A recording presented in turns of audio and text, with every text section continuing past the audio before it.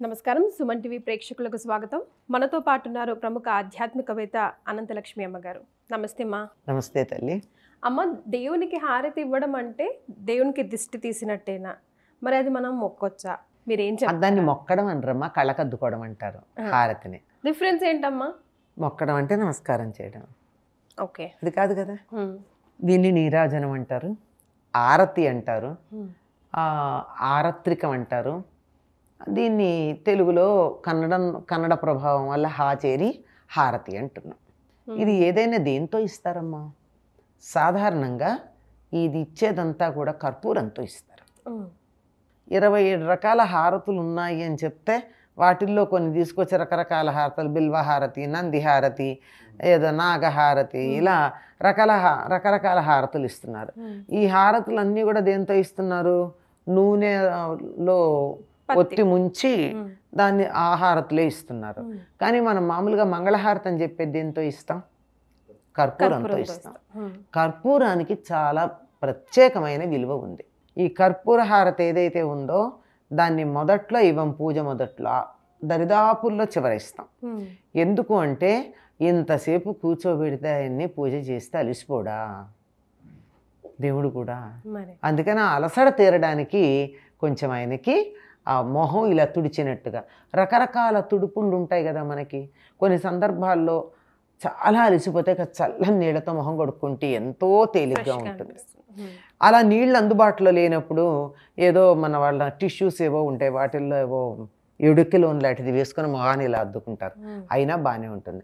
అది లేకపోతే ఒక్కసారి ఇట్లా హాయిగా, అందుబాటులో లేదు, ప్రయాణంలో ఉన్నాం కానీ చికాగ్గా ఉంది, ఒకసారి ఇలా హాయిగా కళ్ళని మొహాన్ని కళ్ళు మూసుకుని ఇలా తుడుచుకుంటాం. అప్పుడైనా కొంచెం తేలిగ్గా అనిపిస్తుంది. ఇట్లా రకరకాలుగా అలసటని చికాకుని పోగొట్టే పద్ధతులు ఉన్నాయి.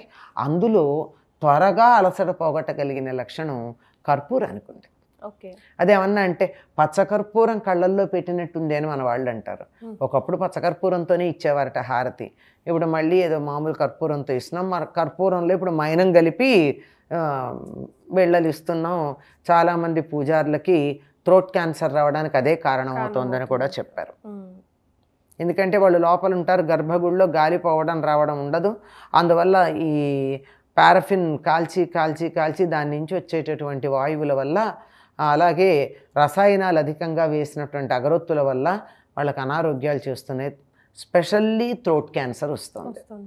కనీసం ఒక సిగరెట్ కానీ కాఫీ కానీ అలవాటు లేనటువంటి అర్చకులకి థ్రోట్ క్యాన్సర్ ఎందుకు వస్తుంది అంటే ఈ మైనంతో కలిపి తయారు చేసినటువంటి కర్పూరం బిళ్ళలు హారతి ఇవ్వడం వల్ల. నిజానికి కర్పూరం వెలిగించినట్టు ఏం జరుగుతుంది అంటే ఉత్పతనం చెందుతుంది. ఉత్పతనం అంటే ఘన పదార్థం నేరుగా వాయు పదార్థం అవుతుంది, కానీ మధ్యలో ద్రవ పదార్థం కూడా మారదు, ఏమీ మిగలదు, అడుగున కించిత్తు కూడా మిగలదు. మంచి కర్పూరం కనుక అయినట్టయితే ఎయిర్ టైట్ డబ్బాలో పెట్టి ఇలా మూత పెట్టి కాసేపు ఎండలో పెట్టండి, ఆవిరయ్యి ఆ మూతకు అంటుకుని మూత దగ్గర కర్పూరం పేరుకుంటుంది. మళ్ళీ బయటకు వచ్చేప్పటికి చల్లదనం ఉంటుంది కదా, కొంచెం గోరువెచ్చక, మరీ ఎక్కువ ఎండ కాదు, జస్ట్ అలా పెడితే ఆ పైకి వెళ్ళి మూతకి అంటుకుని అక్కడ తయారవుతుంది కర్పూరం.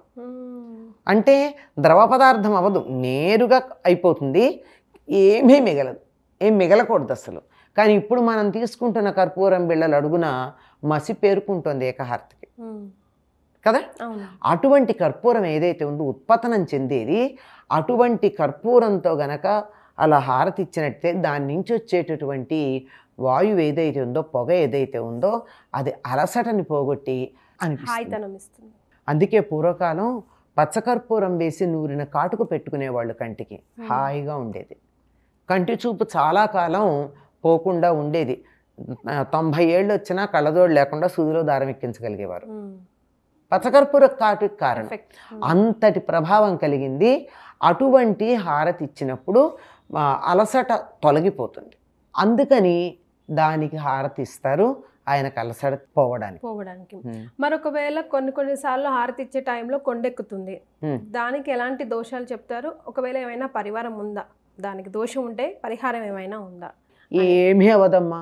కర్పూరం తక్కువ ఉండొచ్చు, గాలి వచ్చి ఉండొచ్చు, మనం శ్రద్ధ దాని మీద పెట్టకపోయి ఉండొచ్చు, అంతకు మించి ఏమీ అవ్వదు, మళ్ళీ వెలిగించుకుంటే చాలు, సరిపోతుంది. ఇలాంటి వాటి గురించి తుమ్మితో ఊడిపోయే ముక్కుని ఎంతకాలం పట్టుకుంటాం? కర్పూరం ఆరిపోతే ఏదో అశుభం జరిగి ఇంకేదో అయితే ఇంకో అశుభం జరిగితే మనకు అసలు ఆత్మధైర్యం లేనప్పుడు, మనకు ఆత్మబలం లేనప్పుడు ఇట్లాంటివన్నీ మనకి ప్రభావం కనపడుతూ ఉంటాయి. ఇట్లాంటివి ఏవి పట్టించుకోనక్కర్లేదమ్మా, మన మనసు బాగుంటే చాలు. ఇంకో కర్పూరం ఎందుకు ఇస్తాము అంటే మనని మనం సమర్పించుకోవడానికి సంకేతంగా ఇస్తాం. అంటే నేనంటూ ఏం మిగలను, నీకు పూర్తిగా సమర్పించుకుంటున్నాను అని చెప్పడం. ఏదైనా తెలుసుకుంటే అంత డీప్గా తెలుసుకుంటేనే అన్నీ అర్థమవుతాయి, నెగిటివ్ థాట్స్ అన్నది పోతాయి. చాలా చక్కగా వివరించారు. తెలుసుకోకుండా ఏదో ఎక్కడో ఉన్నది, ఇదంతా మూఢాచారం అనేటటువంటి దురభిప్రాయంతో మనం ముందుకు రావడం వల్ల జరుగుతాయి ఇవన్నీ. మరి అలసట తీర్చడానికి మనం కర్పూరం హారతి రూపంలో ఇస్తున్నాం అంటున్నారు కదా, మరి మనం అది కళ్ళకు అద్దుకోవచ్చునా? అది దిష్టి తీయడం అని కూడా అంటారు కదా, ఆ దిష్టి తీసింది కళ్ళకు అద్దుకోకూడదు, దేవుడికి హారతి ఇచ్చింది దానిలో బయట పారేయాలి కానీ మనం కళ్ళకు అద్దుకోకూడదు అని చెప్పేటటువంటి వాళ్ళు చాలామంది ఉన్నారు. ఈ మధ్యకాలంలో వింటున్నాం ఆ మాట. నిజంగా వింటే తార్కికంగా నిజమేనేమో అన్న క్షణం మనకు కూడా అనిపిస్తుంది. కానీ ఆలోచించండి, దేవుడికి ఇచ్చినటువంటిది ఏదైనా మనం ఏమంటున్నామమ్మా? ప్రసాదమనో నైవేద్యమనో. ఆయనకు పూజ చేస్తే ఆయన పాదాల దగ్గర వేసిన పువ్వుని మనకిస్తే తల్లో పెట్టుకుంటున్నామా లేదా? మర్నాడైతే నిర్మాల్యం అని బయటపడేస్తున్నాం. ఆ దేవుడికి కట్టినటువంటి వస్త్రం ఉంటే శేషవస్త్రం అని చెప్పి కట్టుకుంటున్నామా లేదా? అలాగే ఆయనకి హారతి ఇచ్చినటువంటి దాన్ని మనం, ఆయన అనుగ్రహం దాని మీద ఎలాగో ఉన్నప్పుడు దాన్ని మనం తీసుకుంటే తప్పేమిటి? ఆలోచించండి. కరెక్ట్. బయట వేయాలని మాత్రం నేను వినలేదు, అని అనం కూడా అనేవాళ్ళు కూడా ఉన్నారు. వాళ్ళకి ఈరోజు సమాధానం మనం చెప్పేశాం. చాలా సంతోషం అమ్మా, ధన్యవాదాలు.